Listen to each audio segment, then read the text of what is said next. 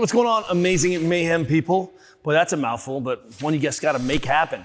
Here's what we're working on this week. We're gonna try to get your arm closer to your head in overhead positioning. Now, I know what you're thinking. I don't need to be here very often until you have to have a dumbbell overhead or you've gotta have sort of some movement choice overhead with an object. The key here, though, is to appreciate this, that this normative full range of motion, having access to my arm here is full range. And if I have to move my hands further and further out, I decrease my chances of being rock solid stable and sort of the number of movement solutions I have in my arsenal. So we're gonna do this with a couple sneaky ways. And one of those is actually by working on our lateral flexion. So it's important to appreciate that your spine works in conjunction with your shoulders as a system. And one of the things we know is that a spine has to be able to flex, it has to be able to extend, we have to know how to keep it stiff, and then we also need to make sure that we can side bend because we do all of those things, especially when we start adding rotation to the mix. So I'm gonna show you a couple sneaky ways to get your arms over your head in ways that you're not thinking about by simultaneously working on some lateral flexion in the spine. So number one, I love this as I just have a band draped over a bar.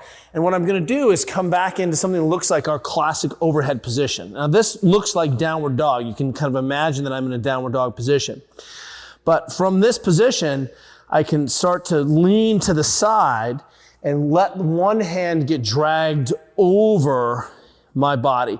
And so I'm just pushing laterally and you're gonna feel whatever's stiff. For me, it feels like it's my lat. Feels like the lat is a kind of attachments to my scap. And it also feels like some of the soft tissue musculature of my spine. But also, I want to work on even longer. So you can imagine in this position, I'm in a little bit more of a rainbow shape here. And this allows me to really exaggerate this arm overhead. So I've got thumb up, armpit is rotating forward into a real stable shape. I'm not going to open up. I want to try to get into the closed shape. And I just hang out laterally and then add some motion. Now the magic here is being able to take a big breath in this position. Make sure you can actually own and occupy that whole space. So just a minute or so of those positions will go a long way. One of my favorites when I'm done training is I just sit on the ground, cross one leg over the other leg. And what happens here is that this left leg is pinning down my right leg, which means I can rotate to the side. Now, you probably have done something like this before, where we're just trying to work on some of this lateral motion. I like to tie it up this direction. So the leg pins the other leg down, and all I need to do is start moving to the side, and you start to see how this lat system gets tied into the hip. So just anchor down, and then just kind of keep falling to the side. Imagine you're not rotating, you're just side bending, and you'll see how this lower body can impact what's happening in this upper body. So we're just tying in the system. The top down, what we're doing is biasing the arm first, loading in the spine. This way we're sort of loading the spine or the hips first and then using the upper body as a tensioner. And lastly, I always feel like we miss lats in this game because we spend so much time doing so many lat-centric movements. Heavy duty, using our lats to stabilize our spines and movements like the deadlift really contributes to a lot of lat stiffness.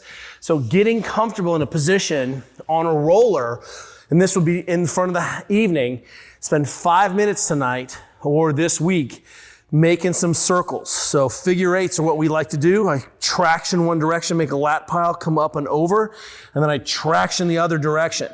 I can keep this arm over my head and give that context, but also simultaneously, I'm working on some side bending pressure. So getting some movement into the spine, addressing the soft tissues.